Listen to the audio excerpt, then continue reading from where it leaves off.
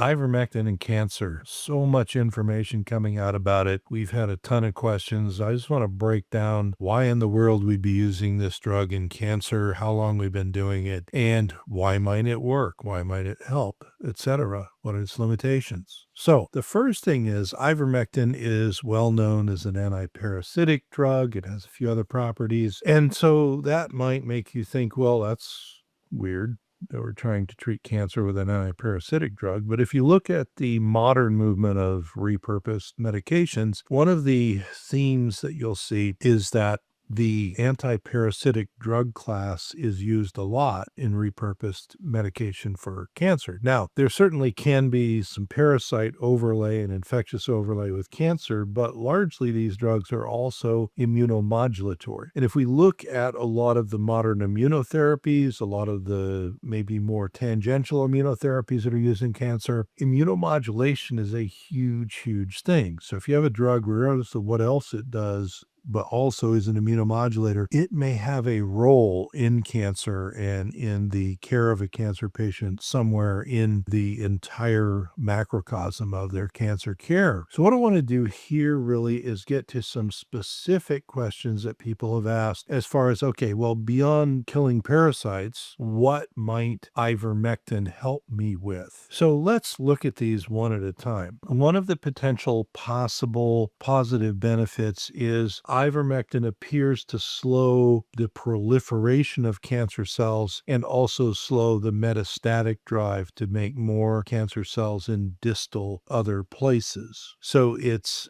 ability to slow down proliferation, slow down the movement and metastases of cancer cells is very, very important. Another property that it has is the ability to increase apoptosis or apoptosis, if you like to say it that way. Apoptosis is a natural process built into all of our cells to self-delete. So if there's signals from within or without the cell that says, hey, this cell's not working correctly, there's a self-deletion program that goes on that's called apoptosis. Well, in cancer, we want to do more of that because we'd like those cancer cells to self-delete. And so it turns out ivermectin can help support the apoptotic drive as well. Also, and if we went into all of these, we would have to add another hour onto this video, so we're not going to do that. But there's a whole lot of immune cell signaling pathways that cancer cells have that it turns out that the immunomodulatory effect of ivermectin counteracts or counterbalances. This is really important because the growth, the aggressiveness, and the spread of cancer is what eventually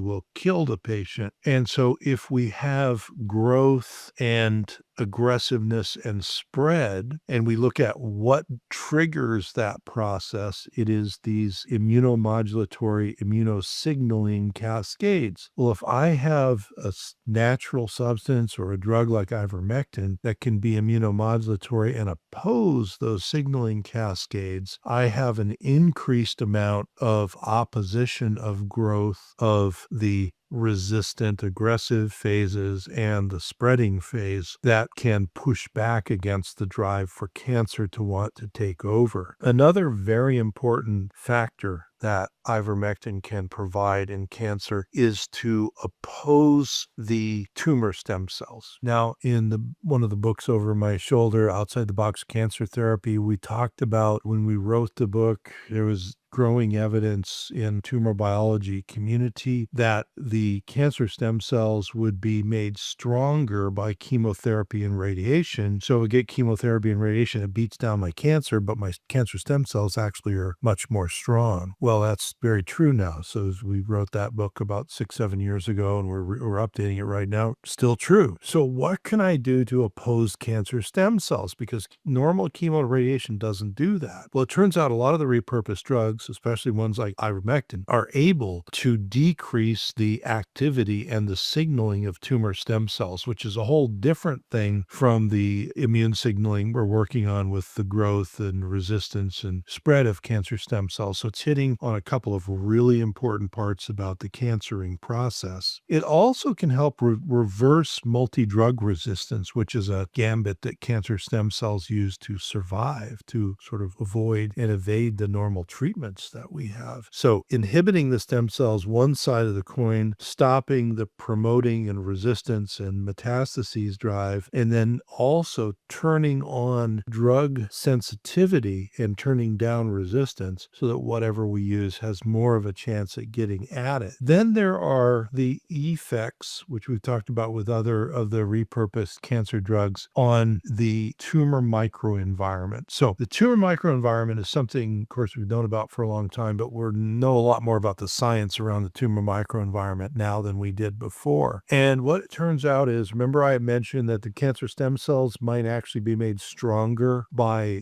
chemotherapy, radiation, whereas it'll kill the daughter cells, the weaker cells of the cancer. Well, the tumor microenvironment is the place where the cancer stem cells can go and hide out, and then they wait for an opportunity. And the tumor microenvironment is all these inputs going on that can then have the cancer stem cells either recruit normal cells in and create more cancer, or have the cancer stem cells create more daughter cells and push the cancer out again. So therapies that can affect the tumor microenvironment become critically important in all phases of whether it's primary cancer treatment or secondary prevention when we're in remission or stable disease or whatever. Some of the things that ivermectin can do specifically in the microenvironment, in addition to the other signaling pathway stuff we talked about, et cetera, would be to inhibit angiogenesis, which is a way to build new blood vessels and invade other areas. So it can inhibit the angiogenic drive. And then also it can improve the sensitivity of the microenvironment to the types of both natural and drug type therapies that we are trying to use to manipulate the tumor microenvironment. And what do we want to do with the tumor microenvironment? I want to manipulate the microenvironment in a direction where the cancer stem cells